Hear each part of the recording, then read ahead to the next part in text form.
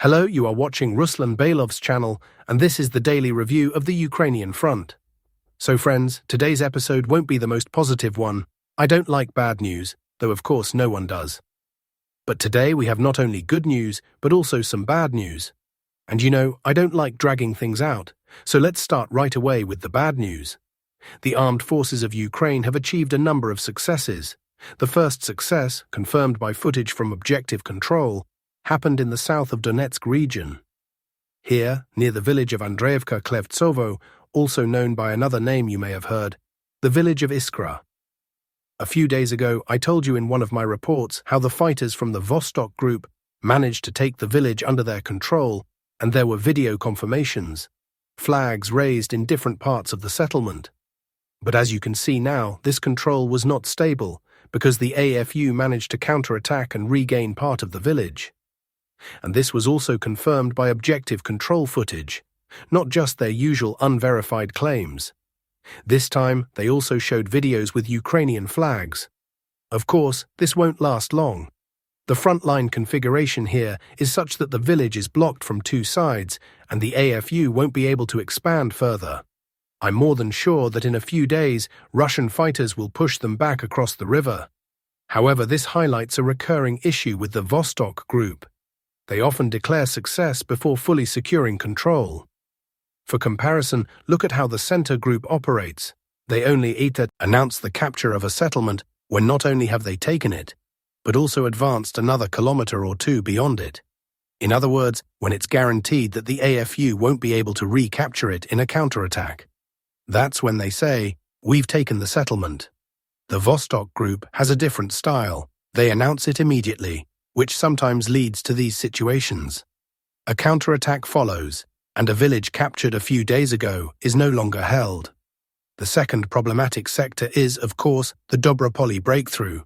Objective control footage has appeared from the Ukrainian side. What happened here? According to this footage, the AFU are present inside the village of Veseloye. Plus, if we look at the American maps, which are more or less objective, they show that the AFU recaptured two villages, Veseloye and Kucheryov Yar. On top of that, they finished clearing the village of Rubezhnoye. Russian fighters never fully occupied it, but controlled up to about 60% of it at their peak. Now they don't control it at all. What will happen next? Should we expect the AFU to continue pushing forward here? To put things into scale, the AFU have retaken about 20 square kilometers. This is not a catastrophe, if only for the reason that the Russian army, during its initial breakthrough, if you recall, captured about 180 square kilometers here. The AFU have returned only 20, so subtract 20 from 180 and you still have a Russian breakthrough of 160 square kilometers, which is a lot. But of course, many expected more. They thought that once the front was broken through, the AFU would collapse and the Russian army would advance much further. The potential was there, but it didn't work out. And I can even explain why it didn't. The local command simply didn't expect such a deep breakthrough. Nobody expected it. And suddenly it happened. But there wasn't enough infantry in place to quickly fill the 20-kilometer wide breach, secure it, and then expand rapidly. Think about it yourself. The breakthrough stretched for 20 kilometers. How much infantry would it take to hold and consolidate all that territory? So we are where we are. Down here at the base of the breakthrough, Russian forces dug in solidly. They definitely won't be pushed out from there. But at the tip of the wedge, yes, there are problems, losses, prisoners, and as you see, the AFU are pushing us back. We will continue to watch this situation closely. Now let's move on to the good news. And there was some, since the Russian army isn't standing still. A very good development came from the Siversk sector. Russian fighters managed to drive the AFU garrison out of the village of Serebryanka. And this isn't just another unverified claim. No, there was objective control footage, videos with flags confirming that Serebryanka is under full, indisputable Russian control. How important is this? Extremely important, because now the advance goes westward toward Dronovka, a village just 4.5 kilometers from the current Russian positions. With Serebryanka under Russian control, and it's not a small village either, the forces can dig in further and push toward Dronovka. And what does that mean? It means that Siversk will be blocked from the north. Once Russian troops advance this way, Siversk is cut off from the north. Plus, the railway connecting it to Lyman will be severed. All of this worsens the already difficult position of the AFU garrison in Siversk and brings Russian troops closer to taking the city. That's one point. But there's also a second, perhaps even more significant one. The capture of Serebryanka and the westward advance will help finally crush and clear out the Kremen forests, also called the Serebryanskoye forestry. This is one of the toughest sections of the entire front. No exaggeration, it's a death trap. It's horrifying to imagine how many soldiers, both Russian and Ukrainian, have died here in battles that have been going on for more than 3 years. Just think about that. 3 years of fighting in these woods. Now, success at Serebryanka and the subsequent advance will definitely settle the issue of the forests. With Russian troops moving from Serebryanka on one side and from Torskoye in the south, the forests will be encircled. Then it's just a matter of mopping up the remaining strongpoints that the AFU don't manage to evacuate. Hopefully, by the end of this year, this dreadful place will be behind us. Besides Serebryanka, there was also progress for Russian forces in the south of Donetsk region. Yes, there was a setback there, but also success. Fighters of the Vostok group advanced 3 kilometers from Voskresenka and reached the outskirts of Yanvarskoye. Earlier, there had been reports that the village was already captured, but that was fake, as I told you then, since there was no confirming footage. But now they really have reached the outskirts, and this is a confirmed fact. Fighting here will begin soon. The area gained under Russian control is more than 7 square kilometers. Now, let's put this in perspective. Over the past 24 hours, the AFU regained almost 25 square kilometers, mostly due to the Dobropillya sector. In turn, Russian forces captured about 12 square kilometers. This is the first time since February that the AFU took more land in a single day than Russian forces did. As you see, I am being objective. I don't hide the truth.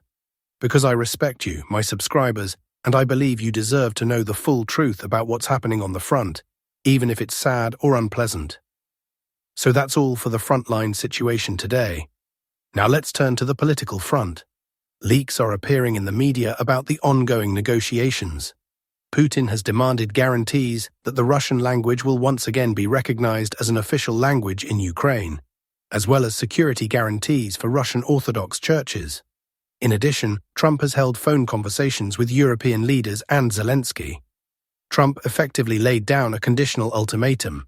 Either we move toward peace, with Zelensky forced to make territorial concessions, or I pull out of the war, and Europe will have to finance Kyiv alone. That, in the long run, would lead to Ukraine's total defeat. After the call, Zelensky is flying to Washington on August 18th to discuss a peace deal. According to reports, Zelensky has refused to hand over the entire Donbass to Russia in exchange for a peace agreement, Reuters writes, citing yesterday's conversation between Trump and Zelensky after the Alaska summit. Let's lay out the pieces of this puzzle.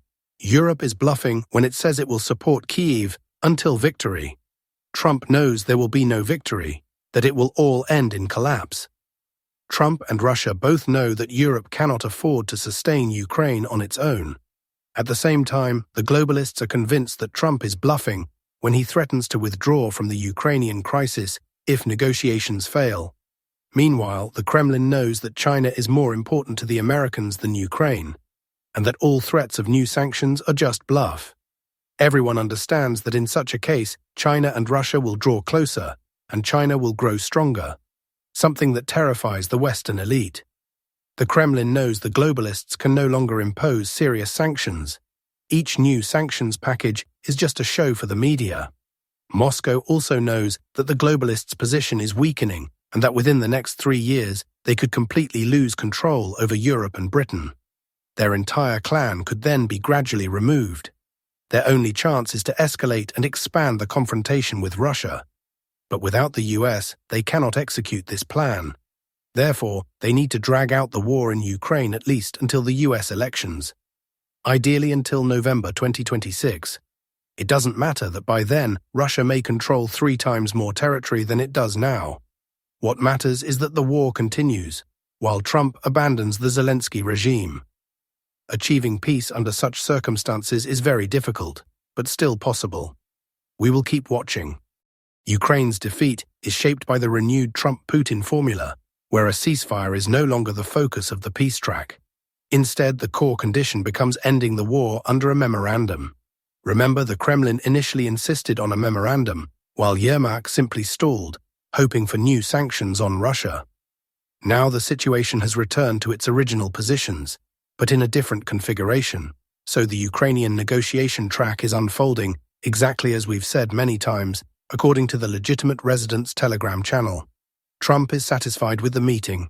We said in advance it would be positive, since both sides had already agreed on the details, and the Alaska summit was just a pretext for meeting and discussing other issues. Trump is shifting the responsibility onto Zelensky. The Americans will not impose sanctions on Russia. Most likely, we'll only see minor sanctions regardless of the outcome of the talks. Sanctions against Zelensky and his circle are possible, especially in the context of auditing military aid and investigations into Ukrainian activists now working in offices and media. US sanctions will also target interference in American elections, the Russian Gate case. Our Kremlin source adds that the main issue Zelensky is now resisting isn't even territorial concessions, but rather the demand for full amnesty for everyone involved. This threatens his power in the future. The Kremlin has included this condition in the behind-the-scenes peace track.